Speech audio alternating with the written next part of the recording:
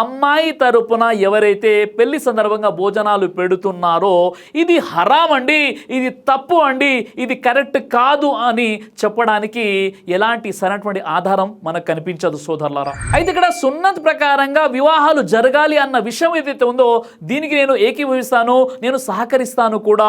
అయితే కొంతమంది అమ్మాయి తరపున వారు సంతోషంగా స్తోమత ఉండి భోజనాలు పెట్టేవారు ఉంటారు. అలాంటి వారిని కూడా మీరు హరాం అని చెప్పడం ఇది సమంజసమైనటువంటి విషయం ఎంత మాత్రము కాదు. కొంతమంది ఉన్నారు వారికి స్తోమత లేదు, స్తోమత లేనప్పుడు ఒత్తిడి తీసుకొచ్చేసి మీరు భోజనం పెట్టండి అని చెప్పేటటువంటి హక్కు కూడా లేదు.